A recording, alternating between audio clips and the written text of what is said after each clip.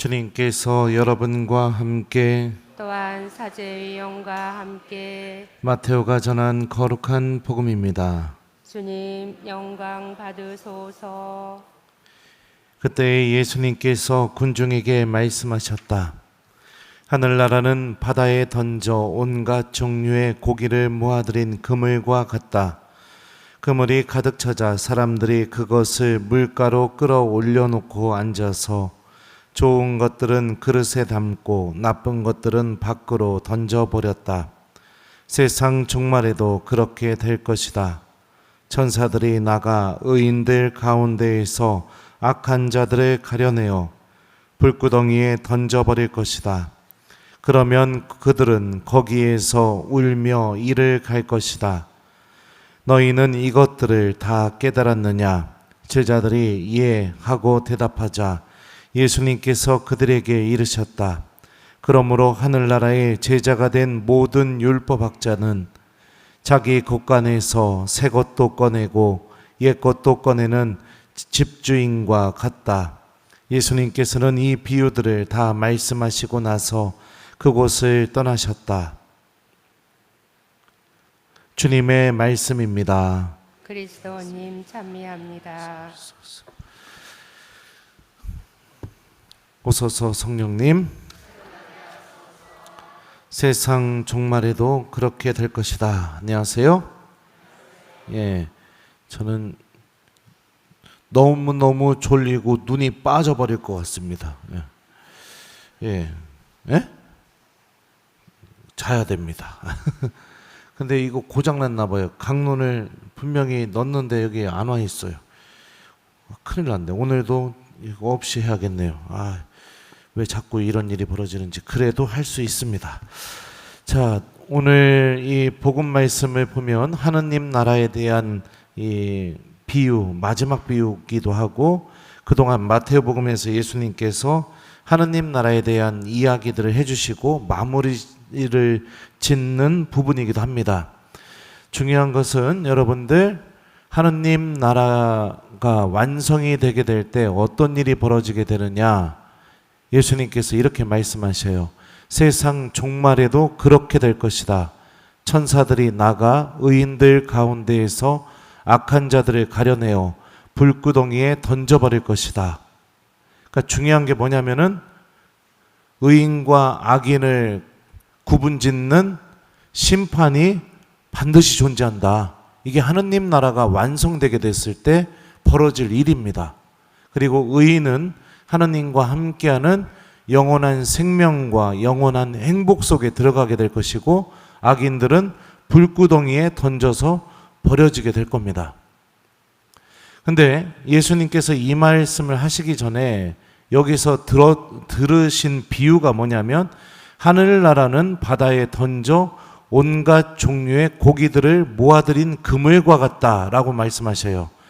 그물이 가득 차자 사람들은 그것을 물가로 끌어올려 놓고 앉아서 좋은 것들은 그릇에 담고 나쁜 것들은 밖으로 던져버렸다. 이 좋은 것을 그릇에 담고 나쁜 것을 밖으로 던져버렸다는 것은 방금 읽어드렸던 하느님의 심판을 의미하는 표현이지만 중요한 게 뭐냐? 하늘나라가 그물과 같다고 말하고 있습니다.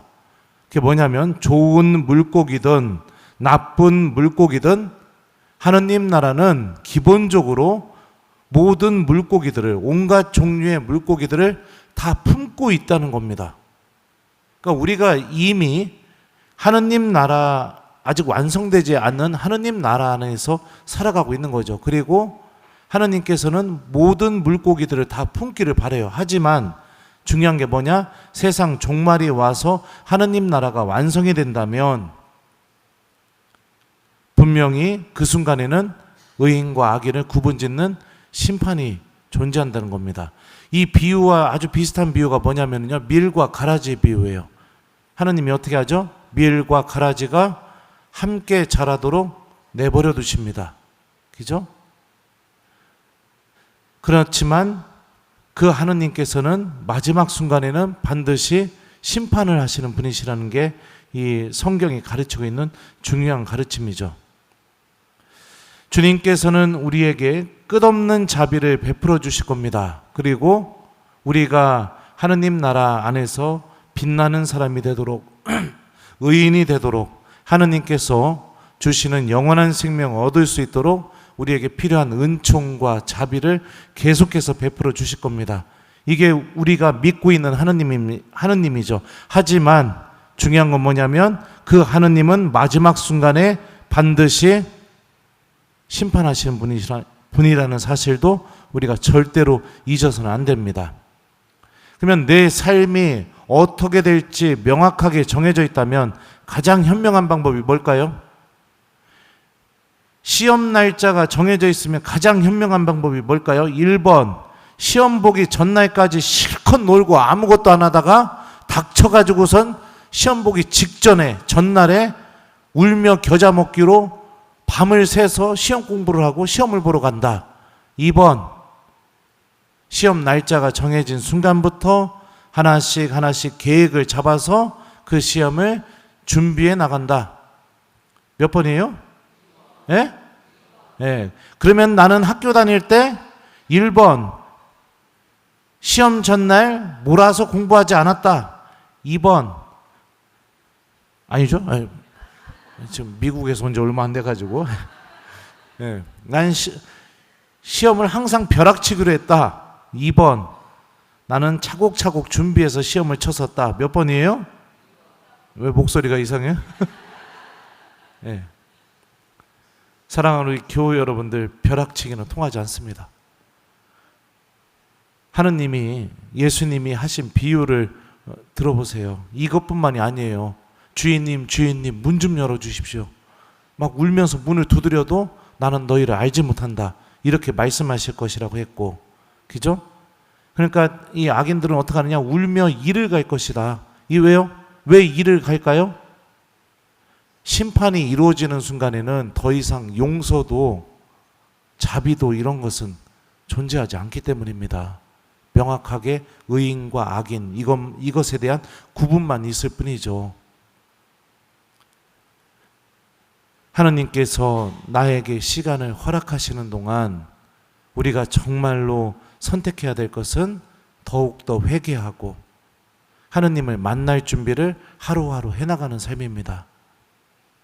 믿음을 갖고 있으면서 기도가 사라져버리고, 믿음을 갖고 있으면서 하느님 말씀이 하나도 내 삶 안에서 이루어지지 않으면서 살아가고 있고, 하느님과 함께 하지 않는 게 오히려 기쁨이고 즐겁고, 내가 안식을 누리는 거는 미사도 드리지 않고 기도도 하지 않고 하느님도 없는 곳에 가서 혼자 내 욕망 다 채우는 거, 이거를 나의 안식으로 삼고, 세상의 재물과 온갖 하느님을 잃어버릴 것들을 쌓아두고 그것을 목숨처럼 여기면서 살다가 하느님을 만나게 되면 내 영혼이 어찌 좋은 물고기로, 밀로서, 의인으로서 주님을 만날 수 있게 되겠습니까? 오늘 일독서 말씀도 들어보죠. 하느님께서 예레미야에게 이렇게 말씀하시죠. 옹기장이의 비유를 드시면서요, 이스라엘 집안아, 주님의 말씀이다. 내가 이 옹기장이처럼 너희에게 할 수 없을 것 같으냐? 이스라엘 집안아, 옹기장이 손에 있는 진흙처럼 너희도 내 손에 있다. 우리는 진흙처럼 하느님 손에 존재하고 있는 사람들입니다. 그리고 옹기장이처럼 주님께서 하신다는 게 무슨 뜻이냐? 이 앞부분을 읽어보시면 알 거예요. 옹기 그릇에 흠집이 생기면 자기 눈에 드는 다른 그릇이 나올 때까지 계속해서 그 일을 되풀이 하였다. 자, 그릇을 빚어갖고 만들었는데 그릇이 마음에 안 들어요. 아니면은 그릇이 빚어갖고 만들어놨는데 부주의해서 떨어져갖고 이렇게 떨어진 부분이 이렇게 쑥 이렇게 이게 들어갔어요. 그럼 어떻게 하느냐? 옹기장이가 그걸 다시 구겨가지고 다시 반죽을 해서 다시 예쁜 그릇으로 만드신다는 거죠. 우리들의 삶은 하느님께서 끊임없이 이 작업을 해나가십니다. 이 작업을 어떻게 해나가시느냐? 당신 말씀으로 하고 계셔요. 당신 말씀을 듣는 이들 안에서 주님께서는 계속해서 다시 만드시고 더 예쁘게 만드시고, 그래서 우리가 하느님 손 안에서 아주 빛나는 그릇으로 변화될 수 있게 주님께서 그렇게 만들어 나가고 계시죠. 심판 때에 예수님을 기쁘게 만날 수 있는 신앙인이 되셨으면 좋겠습니다. 주님께서 도와주고 계십니다. 당신 말씀으로 우리들을 다시 빚어나가고 계시죠. 무엇이 죄인지, 어떤 삶이 하느님을 잃어버리는지, 어디에 기쁨이 있는지, 내 영혼이 너무너무 아프더라도 버려야 될 게 무엇인지, 무엇으로부터 돌아서서 하느님께 회개하는 삶으로 걸어나가야 되는지 주님 말씀이 하루하루 우리들에게 알려주고 있습니다. 하느님의 말씀은 우리를 새롭게 빚어나가는 하느님의 손길과도 같다고 볼 수 있어요.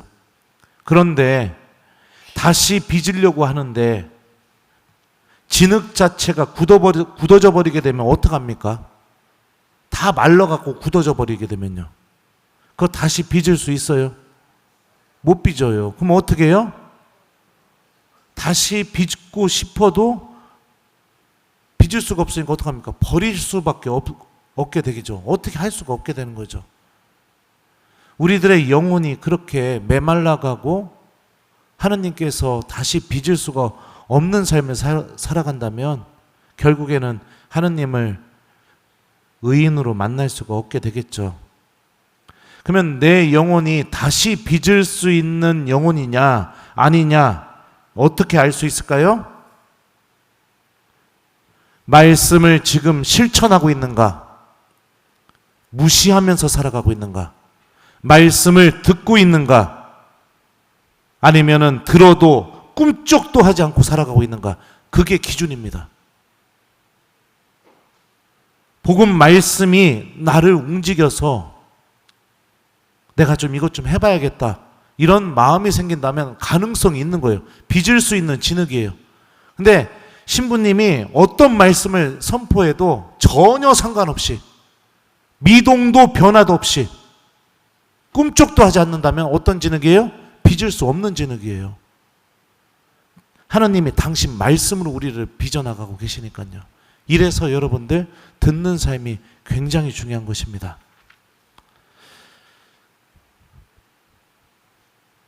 예수님께서 복음 마지막에 이렇게 말씀하십니다. 그러므로 하늘나라의 제자가 된 모든 율법학자는 자기 곳간에서 새 것도 꺼내고 옛 것도 꺼내는 집주인과 같다. 하느님 나라를 차지한 사람은 자신의 곳간에서 옛 것도 꺼내고 새 것도 꺼내는 사람이라고 주님께서 말씀하고 계시죠. 옛 것을 꺼낸다는 게 무엇입니까? 이미 하느님 말씀을 통해 이루어진 신비를 바라볼 줄 아는 것을 의미하죠. 새 것을 꺼낸다는 것은 무엇이겠습니까? 그날 듣는 주님 말씀을 바라보면서 새롭게 드러나는 하느님의 신비를 내가 얻으려고 하는 마음가짐을 의미하는 것이죠.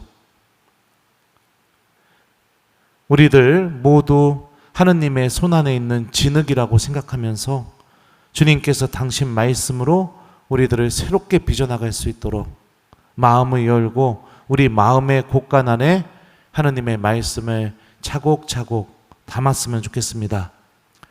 주님께서는 끝도 없는 자비를 베풀어 주시는 분이십니다. 끊임없이 용서해 주시는 분이십니다. 끊임없이 나를 받아주시고 이해해 주시는 분이시죠. 끊임없이 은총을 베풀어 주시는 분이십니다. 하지만 내가 마지막에 주님을 만날 때는 심판하시는 분이십니다. 심판하시는 분이십니다. 그러니 이 사실을 깨달으시고 하루하루 익숙함 속에서 굳어져 버린 진흙이 되지 마시고 주님의 말씀에 의해 계속해서 빚어질 수 있는 진흙으로 살아가는 신앙인이 되셨으면 좋겠습니다. 숙제 드릴게요. 오늘 숙제는 여러분들 집에 가셔서 주무시기 전에 잠자기 전에 이렇게 생각하라고 하면은 또 밤새 잠을 못 잘 수도 있겠네요. 그러면은 잠자기 한 2시간 전쯤에 성호경 한 번만 긋고 나는 어떤 모습으로 예수님을 만나게 될까? 주님이 나를 어떻게 심판하실까? 요거를 좀 한 번만 생각해 보기. 요거를 숙제로 드립니다. 한번 진지하게 고민해 보시면 여러분들 내 신앙생활에 새로운 활력과 또 내가 하나님 안에서 무엇을 다시 해야 되는지 또 회개하고 싶은 마음 이런 것들이 분명히 다시 되살아나게 될 겁니다. 오늘 숙제 잘 하시고 주무시기 바랍니다. 세상 종말에도 그렇게 될 것이다. 아멘.